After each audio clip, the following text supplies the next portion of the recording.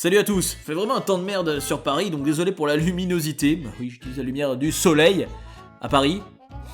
Mais bon, apparemment ça va, ça vient, il ne fait que des siennes, que voulez-vous. J'espère que vous avez la forme devant votre écran en cette période. Évidemment, vous êtes en train de regarder cette vidéo, vous avez vu le titre, 5 jeux détestés par les joueurs, et démocratie oblige, dans l'onglet communauté, vous savez que je le fais une fois par mois sur la chaîne, et bien c'est ce sujet qui l'emporte, mais tous les autres, je vous avoue, m'enjaillent, donc ne vous inquiétez pas, j'en vois certains se chamailler, non mais moi je veux ça, oh pourquoi c'est toujours le deuxième que je choisis? On fera très certainement les autres, parce qu'évidemment, ceux que je vous propose, c'est ceux qui me font kiffer, donc y a pas de raison.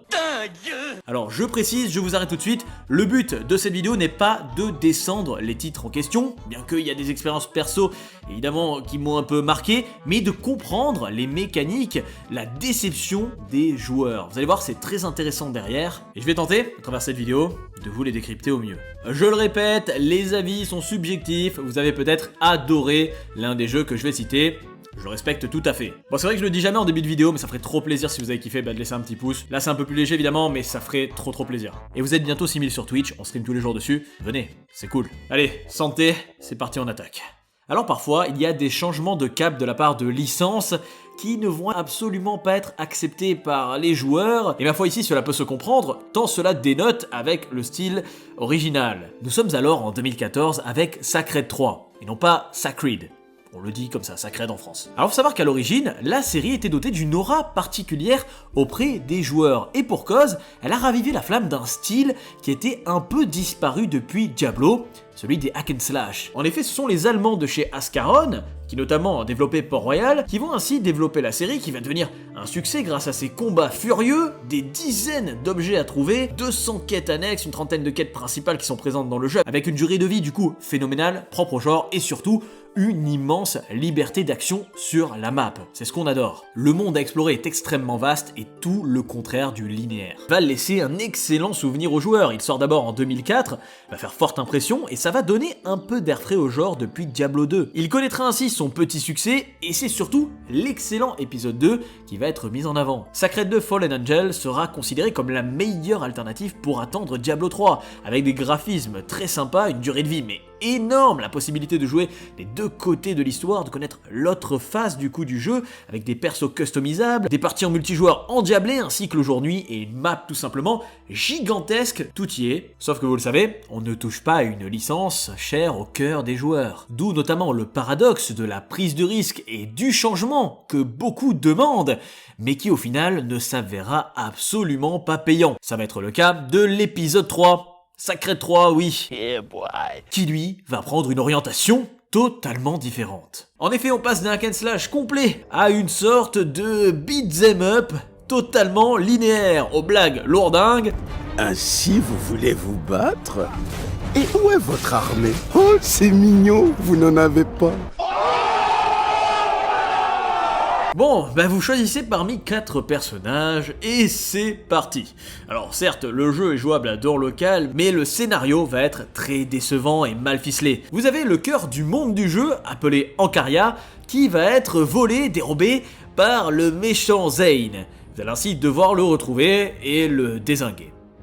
Voilà. Alors évidemment, la question qui se pose, c'est pourquoi faire table rase du très bon background de l'épisode 2 ? On recommence à zéro, mais avec un truc, mais trop simpliste quoi. Bon ben voilà, et vous avez ces 4 héros, 5 si vous avez acheté le DLC, évidemment, bah qui vont devoir s'en charger. Alors le problème dans ce jeu, c'est que dès les premiers niveaux, l'ennui total va s'en faire ressentir. Ah non mais vraiment c'est quasi à chaque fois le même modèle, des niveaux qui s'enchaînent où vous devez sauver, détruire, sauver, détruire, roue à tourner, portail à charger. C'est très souvent avec le nombre d'ennemis qui vient sur vous, sans stratégie et d'un fouillis pas possible. Et ce qui était le propre de la série à l'origine, réfléchir, eh bien n'existe plus ici. On bourrine, on tape, encore et encore. Du coup évidemment, une grande partie de la haine qui en résulte auprès des joueurs, mais déjà cela proviendra selon eux d'un humour extrêmement mal dosé, et parfois douteux. Stéréotypé au possible. Ils gardent des gens en esclavage?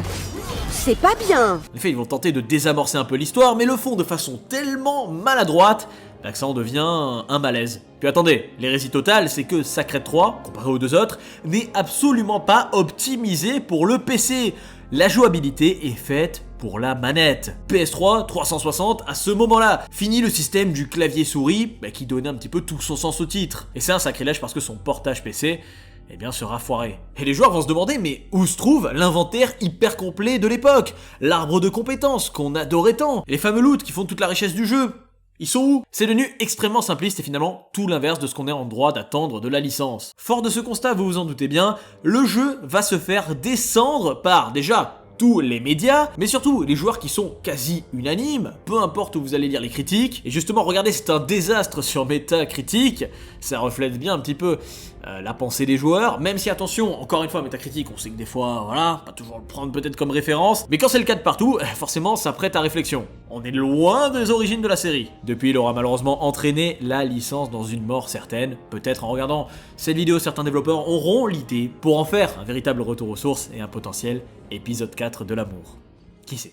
Alors après Sacred 3, où on avait une explication du pourquoi les joueurs majoritairement étaient déçus, on a parfois des jeux qui sont tout simplement très mauvais. Mais tu vois, ceux qui te font vraiment regretter d'avoir lâché 70 balles à l'époque. Et en plus de ça, et c'est malheureusement pas mal le cas, qui est tiré d'une série télé à ultra succès. Et donc, potentiellement, tu peux te poser la question de l'intérêt du titre. Oui, les sosos l'améliorent. Ça intéresse les gens. Évidemment, avec un certain The Walking Dead Survival Instinct. Ah, ce doux nom qui résonne dans vos oreilles, je suis sûr que ça fait plaisir. Non, parce que je kiffe la série, je l'ai acheté sur Wii U, et je l'ai testé.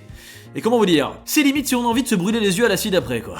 Alors avant de vous parler de ce chef-d'œuvre, que la grande majorité des joueurs, que je suis également, ont détesté, The Walking Dead c'est au départ un comics créé par Robert Kirkman, et c'est une œuvre qui aura vraiment remis en avant le fléau des zombies. Chaque saison, c'est un événement, la chaîne AMC se fait un peu les burnes en or dès qu'ils sortent un épisode, et c'est quand même globalement un grand succès critique. Et forcément, qui dit énorme succès, bien dodu, fat, colossal, dit jeu vidéo, et qui sera du coup développé pour tirer au maximum profit d'une série à succès. Alors le jeu sort en 2013 sur toutes les consoles et même la Wii U. Ouais non, c'est pas des blagues, je vous l'ai dit tout à l'heure, je l'ai le titre, mais également sur PC. Et alors, la problématique, c'est que rien que les premières images, premiers trailers, sentaient la merde à plein nez. Le pire, c'est que, sur le papier, les développeurs ont eu l'idée de faire ce qu'on appelle une préquelle à la série télévisée d'AMC. Et dans le jeu, vous devez suivre l'expédition de Daryl et Merle Dixon, qui devaient alors fuir les rôdeurs jusqu'à Atlanta, et vous retrouverez des membres éminents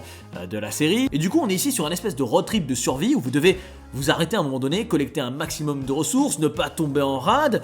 Ma foi, il y avait peut-être un peu de l'idée, tu vois. C'est Terminal Reality qui va développer le titre. Alors certes, vous ne conduisez jamais, mais de temps en temps, vous pouvez choisir un itinéraire alternatif. Ainsi, vous allez progresser tranquillement sur la carte, et vous devez faire attention, comme je vous l'ai dit, aux ressources, panne d'essence, armes, etc. Et alors, la première chose qui nous vient à l'esprit quand nous regardons le jeu, putain, qu'est-ce que c'est moche pour 2013! Ah mais vraiment, techniquement, c'est affreux. Alors je précise, surtout en extérieur, parce que en intérieur limite ça fait un peu illusion.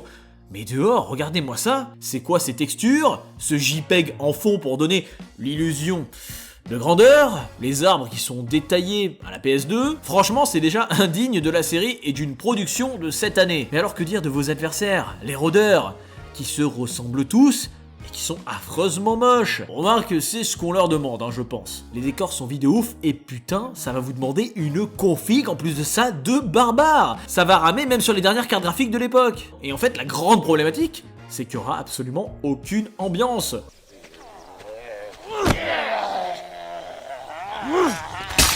Alors que c'est censé quand même être le propre, je vais dire, de The Walking Dead, l'ambiance. Enfin bon, si ce n'était que la technique, le problème, encore ça irait. La jouabilité déjà est ultra primaire, Daryl a l'air d'un tank, un camion Ben, ce que vous voulez, même quand on court, à tel point que les zombies, censés être lents, vont vous rattraper au moindre faux pas ou erreur. Et le pire, et c'est triste pour un jeu de survie, c'est la gestion de vos compagnons, qui déjà ne servent absolument à rien, mais en plus que vous allez pouvoir laisser dans la merde au calme. C'est-à-dire qu'en gros, dès que vous récupérez un véhicule où il n'y a pas assez de place, vous devez faire des concessions, et du coup, vous les laissez ici dans la merde, où vous vous êtes arrêté avec les zombies qui les attaquent, et vous vous barrez. Vous imaginez le délire, vous êtes obligé de virer du monde, un jeu de survie. Et alors que dire de toutes les choses qui vont faire que vous attirez les zombies, les rôdeurs? Normalement, il y a l'odeur, le bruit, également la transpiration. Ah, c'est ça! C'est une rivière le truc. Et parfois même, malheureusement, les traductions qui seront hyper foireuses. Franchement, la seule chose à faire derrière, ça va être de taper encore et toujours de la même manière jusqu'à l'épuisement et l'ennui, aller de checkpoint en checkpoint en évitant de crever. Vous devez fuir, ça sera l'unique et seule solution. Et c'est bien triste. Le seul truc de bien du jeu, ce sera le doublage. Là, les acteurs, on sent qu'ils se sont donnés. Malheureusement, les animations ne suivent pas. Et ça va créer une sorte de truc qui colle pas, quoi. If there's any gas, it'll be at Lucky's. C'est triste et ce sera une pléthore de critiques destructrices, mais à mon sens méritées pour avoir tâté le titre. C'est l'archétype même du jeu qui va prendre le joueur pour un pigeon. C'est marqué The Walking Dead, la jaquette donne envie, alors on achète, soit pour offrir ou autre à un fan de la série, et au final on va se retrouver devant cette purge. Encore une fois, certains auront aimé, les goûts et les couleurs ne se discutent pas, mais bon, tout de même. Tiens, maintenant nous allons continuer avec le dernier jeu de catch de la série de 2K, un certain WWE 2K20. Et après un épisode 19 plutôt réussi, ma foi, eh bien on ne comprend pas pourquoi, mais le 20 va être une indignation totale. Il va prendre un chemin très sinueux et pas mal dégoûter les joueurs. Et au niveau technique, déjà, regardez par vous-même, ça fait très mal. Victime. Déjà que la série n'est pas en avance sur ce point, très loin de là, et bien cette année, des décisions ont été prises, on ne sait pas ce qui s'est passé au sein des équipes, qui sont encore pire, c'est chaud de faire pire que l'année d'avant. Les joueurs vont péter un plomb parce qu'il y a une régression déjà visuelle. Comment c'est possible alors qu'on est censé évoluer? Cela n'est absolument pas logique. Regardez les cheveux de vos catcheurs favoris qui ne bougent absolument pas. Aucune gravité, texture des personnages qui est totalement lisse, qui a perdu en réalisme. Non mais regardez ces glitches. Non mais qu'est-ce qui branle l'arbitre là? C'est quoi cette position? J'en peux plus. Et alors en fait ce sera le symptôme de tout cet épisode, des bugs et des bugs en pagaille. Il en deviendra limite injouable pour certains. La question qui se pose, c'est qu'est-ce qui s'est passé dans la tête de 2K en faisant cet opus? Les joueurs vont être dégoûtés parce qu'il y a un mode qui vous permet de créer vos propres catcheurs, mais ils ne vont ressembler à rien selon eux. Il serait extrêmement difficile d'obtenir quelque chose de cohérent. De plus, au niveau du gameplay, il y a de gros soucis. Le jeu ralentit dès qu'on est en 1 contre 1, et dès qu'on crée une arène nous-mêmes, c'est encore pire. Il y a des frises de partout. Alors certes, c'est un problème qui est récurrent à la série, mais qui avait été corrigé dans l'opus précédent. En fait, c'est fou, on a l'impression qu'il y a une espèce de downgrade dans tous les sens. Pourquoi? En plus de ça, un point qui est extrêmement contraignant pour ce type de jeu, c'est la hitbox. Elle est minable. Elle va du coup décrédibiliser tout le jeu de catch en entier, parce que c'est le principe, les shops et compagnie. Et franchement, il y a eu la mise à jour de janvier qui était censée corriger un paquet de choses, et bien très peu de choses vont changer, ça sera la même misère. Voilà donc que c'est inacceptable tout simplement de foutre 70 balles dans une régression totale. Et pour beaucoup, regardez par vous-même sur les critiques, cela ne va absolument pas passer. On va passer à un titre, si je l'avais pas évoqué franchement dans cette vidéo, vous allez voir les deux derniers de toute façon, c'est le cas, je pense que ça aurait été compliqué, vous aurez été beaucoup à me le mentionner. Moi-même, j'ai été très déçu parce que j'adore la série. Je me disais pourquoi pas, même si je trouvais ça très compliqué de pouvoir l'appliquer avec le titre Fallout 76. Mais franchement, Fallout 76, par rapport à la légende quelque part qui est la série, encore que le 4, je trouve que bon, voilà, par rapport au 3, au 2, le 2 qui je rappelle était dans un style totalement différent. Le 76, mais ça va être une hérésie totale. Déjà regardez, je suis pas le seul. 9 sur 20, 41% des gens qui ont à peine aimé le jeu, ce qui est nul à chier sur les pages Google, Metacritic de 2,7 du public. Je crois qu'on sera tous d'accord, du moins une majorité, pour dire que le titre a été une vraie déception en rapport aux attentes, et du coup c'est forcément fait descendre. Une question se pose alors, Bethesda, qu'avez-vous fait ici? Bon, pour vous situer dans le contexte, vous êtes 25 ans après la chute des bombes, et vous et vos compagnons de chambre forte, vous êtes choisis parmi les plus brillants de la nation, et vous devez émerger du coup dans l'Amérique post-apo, post-nucléaire, voilà, assez classique finalement. Les tiers de Bethesda, vous devez explorer, rechercher, construire et triompher des plus grandes menaces qui pèsent ainsi sur cette Amérique. Le multijoueur arrive enfin dans la licence épique qui est Fallout. Justement, ce qui est intéressant dans ce type de jeu, c'est retrouver quelque part des PNJ, un petit peu disséminés aux quatre coins de la map, qui pourront nous raconter un petit peu plus sur l'histoire, nous en faire apprendre plus, découvrir des cultures, et j'en passe. Je sais pas si au fond vous m'arrêtez, peut-être ça pouvait coller avec le style. Après voilà. Du coup forcément c'est annoncé à l'E3 comme le projet le plus ambitieux de Bethesda. Vous savez quand même, ZeniMax Online, Arkane et surtout ID Software qui vont bosser dessus. Fallout 76 sort 6 mois plus tard. Et comment dire, c'est incroyable de sortir le titre à 60 balles dans cet état-là. Le jeu n'est clairement pas optimisé, pas fini. Il va y avoir très peu, voire aucune des mécaniques attendues qui vont être implantées dans le titre. Et au final, on ne corrige absolument rien de ce qui est censé être une bêta et on sort le jeu comme ça. Il y a tellement de choses. Déjà, le jeu est optimisé avec le cul. Il faut un PC de course et encore. Je crois que même ça ne fonctionne pas pour ne pas avoir de bugs constants dans le titre. C'est vraiment atroce à ce niveau et que dire de la map ?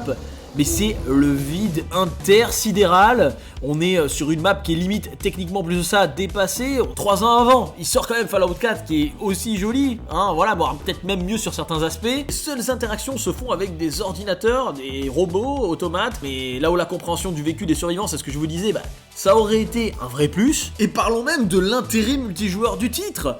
La carte est massive, mais que seulement 24 joueurs peuvent y être en même temps. Alors du coup, vous allez galérer de ouf, moi ça m'est arrivé, quasi impossible de trouver quelqu'un avec qui jouer. Et encore, quand tu trouves une personne qui veut bien aller avec toi explorer, etc., des fois il te fait faux bon, tu vois, t'es dégoûté. C'est quand même un peu bête de ne croiser quasi jamais personne, c'est cool d'être ensemble. Et puis parlons de la stupidité du système de PVP. Non mais sérieusement, vous devez tirer sur un joueur pour lui envoyer une demande de duel, ce qui va lui infliger une toute petite quantité de dégâts. Mais vous êtes sur un duel, le mec qui va répliquer derrière, il va vous défoncer la gueule quasiment instantanément à chaque fois. Du coup, il n'y a absolument aucune équité, mais c'est complètement con, je comprends pas. Et malgré les mages d'aujourd'hui, tous les bugs du titre vont rendre la majorité des joueurs complètement ouf. Et la problématique principale du titre et son essence même, c'est que l'aspect exploration, survie et multijoueur n'arrive jamais à coller ensemble. Il n'y a pas de lien. Et si Todd Howard avoue même ses torts, c'est qu'il y a quand même un problème. À mon avis, il va en falloir des patchs et des patchs pour essayer de redresser un peu la barre. Malgré tout, ça a mis un sacré coup dans l'aile de la licence. Encore une fois, certains ont aimé, donc... Et évidemment, alors là, j'ai été obligé de terminer cette vidéo par la plus grosse douille qu'on a vue cette année jusqu'à présent, à mon sens. Si je vous dis Blizzard, si je vous dis Warcraft, vous avez tout de suite compris, je pense. Warcraft 3 Reforged. Et alors là, ah non mais je vais tout de suite vous mettre dans le jus. Moi qui suis un adorateur de Warcraft 3, alors là je suis totalement de l'avis de l'immense majorité des joueurs. On ne saccade pas un jeu si légendaire et mythique de la sorte, putain. Et pourtant à l'origine, je me disais que ça pouvait être une belle idée. À l'origine seulement. Warcraft 3 Reign of Chaos en 2002, c'est le STR parfait pour beaucoup, avec un univers fantastique, des campagnes ultra prenantes, techniquement au top avec des cinématiques, mais de légende, un éditeur de map qui complète encore le jeu, et surtout son passage à la 3D réussi avec des heures et des heures en perspective de kiff. Il y avait également un petit aspect RPG qui avait été ajouté et qui rendait les choses encore plus intenses, où les héros pouvaient gagner de l'expérience, développer leurs pouvoirs, et même utiliser des objets, ce qui pouvait les rendre bien plus puissant, avec 4 races parfaitement équilibrées de base qui donnaient lieu à des parties de ouf sur Battle.net. Voilà ce qu'était Warcraft 3, avec son brin d'humour, qu'on a tous kiffé. Encore du travail? Ne m'invitez jamais à dîner, j'aurai toujours un doute. Et Reforged, c'est censé être le remake de cet épisode. Et je le dis, je me mouille, ce jeu est indigne de la Blizzard Quality dont on nous avait habitués à l'époque. Attends, quoi? Jeuxvideo.com qui lui met 16 sur 20, c'est même la meilleure note mondiale sur le titre. Ah oui, là c'est mieux, pardon. Non vraiment, loin de moi de critiquer, mais alors là j'ai absolument pas compris la note. 2 années entières de développement du remake pour ça. Et le pire, vous le savez peut-être pas, mais ce n'est pas Blizzard qui a fait les modèles 3D du titre. Ils ont utilisé un sous-traitant malaisien du nom de Lemon Sky Studio pour ce faire. Alors est-ce que ça a un rapport peut-être, je ne sais pas, mais quand même... On se disait que Blizzard allait faire le jeu de A à Z. Alors, je vais vous résumer et énumérer tous les trucs qui sont assez inacceptables et qui ont fait que le jeu a été dégommé, le mot est faible, par la critique et les joueurs. Déjà, 90% des cinématiques sont les mêmes que dans la version originale, alors qu'on nous avait promis une remasterisation de celle-ci, juste avec une meilleure luminosité et saturation des couleurs. La seule qui a véritablement été reforged, c'est celle qui avait été présentée en 2018 et qu'on trouvera en intro. Vous avez également des animations des unités qui sont bloquées à 30 FPS. Je dis mais putain, mais limite c'est mieux sur le jeu d'origine. Et attendez, là il y a une putain d'hérésie parce que moi j'adorais ça. Qu'est-ce qui s'est passé pour la VF? C'est quoi ce délire? On en a gros! Ouh, pinaise! Les mecs, mais qu'est-ce qui s'est passé dans leur tête? Le terrain a des textures, franchement, mais c'est quoi ça? Et le jeu arrive même parfois à être moins beau que l'original. C'est quoi le délire? Alors également, l'impensable arrive, il n'y a plus de ladder, plus de classement. En multi, c'est... disparu. Il y a une absence de niveau, impossible du coup de vous faire un matchmaking équilibré. Mais ça détruit l'intérêt du jeu. En plus de ça, ils ont viré les clans. Pourquoi? Je veux dire, c'est ouf, parce que l'attrait principal d'un STR compétitif, bah, c'est son multijoueur, c'est ça qui donne tout le charme du titre. Sur Warcraft 3, on a fait tellement de parties énormes. Qu'est-ce qui s'est passé? Tu peux même pas changer les touches du clavier, hormis si tu vas à l'intérieur du jeu, il y a un fichier TXT à modifier. Franchement, quand j'en parle, ça me fait vraiment de la peine, je vous jure. Même avec une mécanique de ouf, vous allez avoir des frises, vous avez des sons qui ont des problèmes. Enfin bon, franchement, techniquement, Blizzard, ils sortent un jeu impardonnable en 2020. Je veux dire, tu le vois, tu le sens, le gros toit attendu aux fans de Blizzard. De toute façon, depuis qu'il y a eu le rachat par Activision, honnêtement, entre nous, voilà, tu prends Warcraft 3, tu prends toutes les bonnes choses qu'il y avait à l'origine et tu les enlèves petit à petit et en fait, bah, tu en détruis le mythe. J'ai demandé immédiatement remboursement comme une très grande majorité de joueurs. D'ailleurs, je sais que Blizzard s'en est excusé. Et même les mods, cette liberté qu'il y avait, eh ben, avec le CLUF, on peut plus. Sur les forums, eh bien, il y avait des joueurs qui postaient leurs indignations et ils ont décidé de les ban. En tout cas pour certains d'entre eux, mais vous trouvez ça normal, vous? Bref, comment est-ce possible d'autant pourrir une légende? Et pour une aberration totale, qui en plus de ça a raté sa match graphique, eh bien ça va vous en coûter la modique somme de 30 €. Eh bien, autant vous le dire tout de suite, restez sur votre jeu d'origine avec vos CD d'origine, parce que oui, hein, sinon vous allez être contraint d'appliquer cette mage. Et c'est ça le pire, c'est qu'on va vous forcer. Je veux pas enfoncer le couteau dans la plaie, mais c'est quand même un 0,6 sur Metacritic pour les joueurs. Franchement, c'est du jamais vu, je vous jure. Mais bon, entre les 0, 1, 2, 3 en moyenne qu'on voit, je pense que c'est pour une raison. Enfin voilà, j'étais obligé de vous terminer cette vidéo sur cette ultra déception de mon côté pour beaucoup.